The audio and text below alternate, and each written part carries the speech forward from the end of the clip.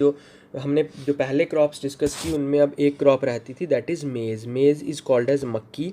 ये हम जम्मू एंड कश्मीर वाले में भी डिस्कस कर चुके हैं, बट यहाँ भी मैं आपको बता दूँ, यहाँ पे क्योंकि क्रॉप्स हमें इंडिया के कॉन्टेक्स्ट में भी पढ़नी है, इसलिए ये क्रॉप जो है वो इम्पॉर्टेंट है।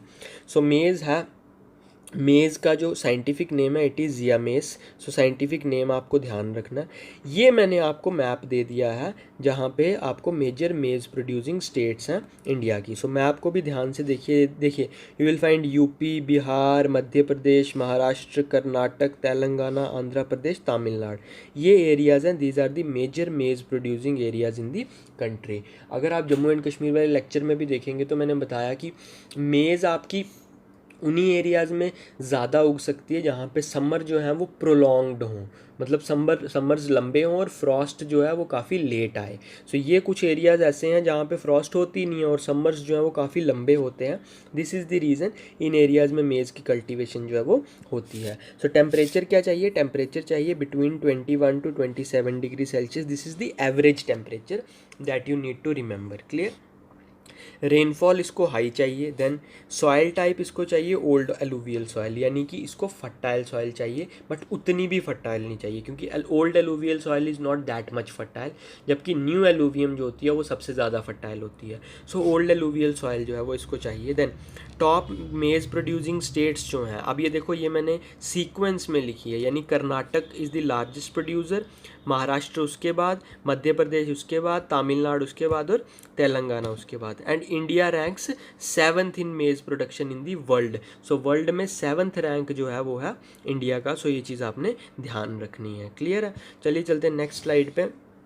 It is both as a used as a food and a fodder. So food भी मैंने आपको शायद जम्मू एंड कश्मीर वाले में भी बताया था कि मेज़ जो है इसको फूड की तरह भी यूज़ किया जाता है। देखिए आप, भुट्टा तो नॉर्मली बिकता ही है बाज़ार में, उसके अलावा इसका आटा भी बनाया जाता है जिससे फिर रोटियां बनाई जाती हैं, और फॉडर यानी कैटल को डालने के लिए के काम भी आता है। Use of modern inputs such as high yielding variety seeds, fertilizer and irrigation have contributed to the increased production of maize. So recent years में अब जो हमने सीड्स नए डेवलप किए हैं, आपने पता नहीं आपने देखा कि नहीं, अगर आप मार्केट में जाएंगे मक्की ख़रीदने, सो यू विल सी कि ये तो ऐसे रेडी वाले नहीं, ये तो नॉर्मल पंजाब की हैं, हमारी लोकल मक्की बेचते हैं। बट जो हाई यील्डिंग वैरायटी है उसको बोलते हैं वो अमेरिकन भुट्टा ही है। अमेरिकन भुट्टा इज़ व्हाट, उसका आप अगर सीड देखेंगे तो काफ़ी मोटा सीड होता है और पूरी की पूरी मक्की भरी हुई होती है। So that is basically a high yielding variety seed.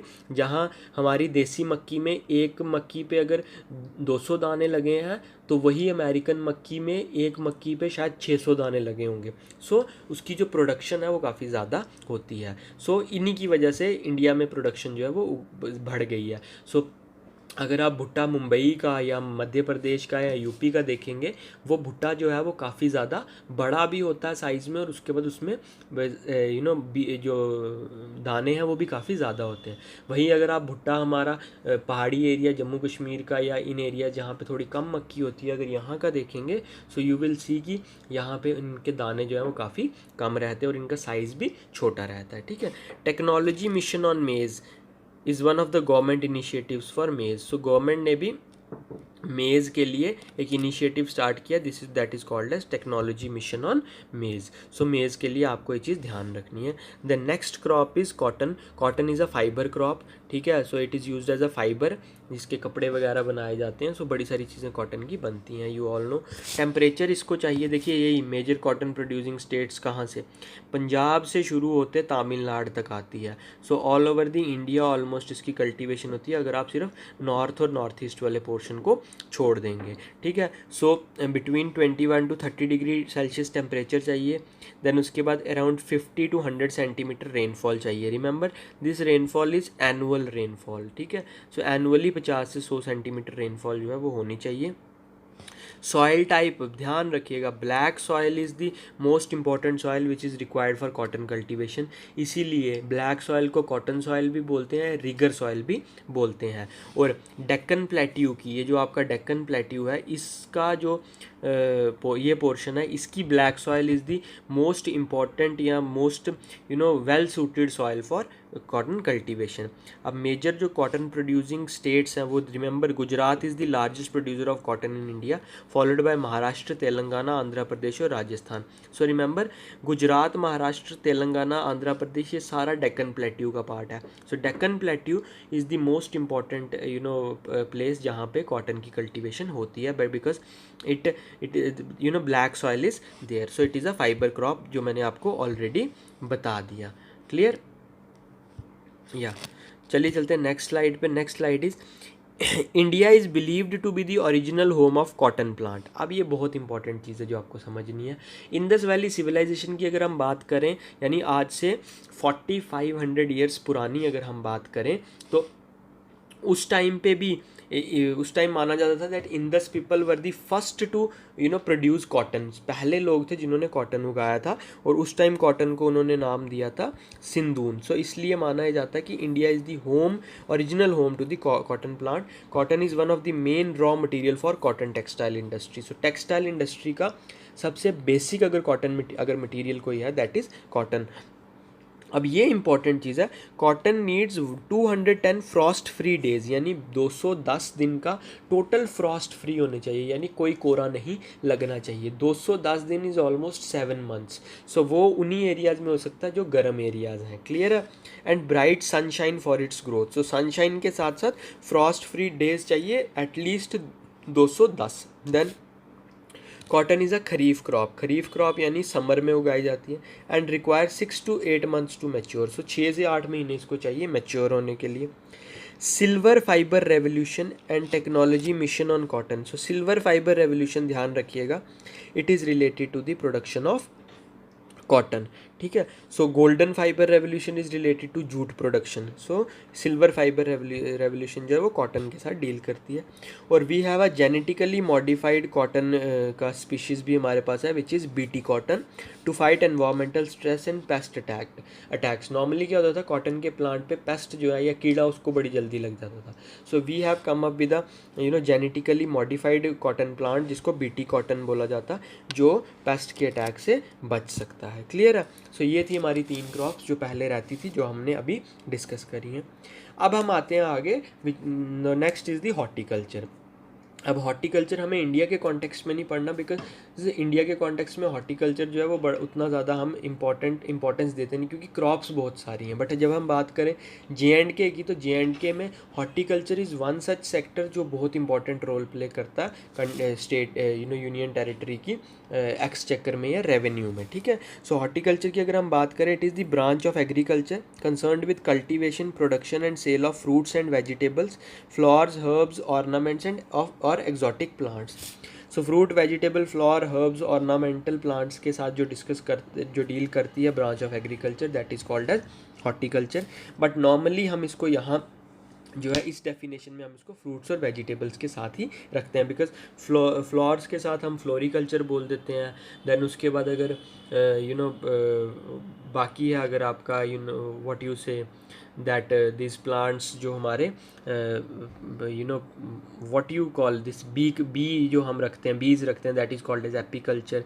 Silk की होती है तो सेरिकल्चर बोल देते हैं। बट हॉर्टिकल्चर अगर हम कैटेगोरिकली देखें तो हमें फ्रूट्स और वेजिटेबल्स के साथ ही डील करना है उसमें। So India is the second largest producer of fruits and vegetables, and it produces both tropical and temperate fruits. So हमारे यहाँ 2 तरह के फ्रूट्स होते हैं, ट्रॉपिकल फ्रूट्स जो गर्म जगहों पे लगते हैं, और टेम्परेट फ्रूट्स जो ठंडी जगहों पे लगते हैं। सो दोनों तरह के फ्रूट्स इंडिया में उगाए जाते हैं। India produces about 13% of the world's vegetables. So world के 13% वेजिटेबल जो है वो हिंदुस्तान में उगाए जाते हैं। It is an important producer of peas, cauliflower, onion, cabbage, tomato, brinjal and potato. Remember, ये मैं इंडिया की बात कर रहा हूँ, अभी मैं J&K पे नहीं आया। ठीक है? So golden revolution, mission for integrated development of horticulture and coordinated horticulture assessment and management using geo informatics, that is project Chaman. So पूछ सकते हैं प्रोजेक्ट चमन किससे डील करता है, so remember project Chaman deals with horticulture. Clear है, are government initiatives to help horticulture sector. So ये चीज़ आपने ध्यान रखनी है, ठीक है। अब आते हैं हम J&K पे। J&K is also well known for horticulture produce both in India and abroad. The state offers good scope for cultivation of horticulture crops covering a variety of temperate fruits. तो मैंने बताया टेम्परेट और tropical fruits दोनों उगाए जाते हैं, like apple, pear, peach, plum, apricot, almond, cherry, walnut, melons, grapes and loquats, ये सारे आगे आपके टेम्परेट फ्रूट्स।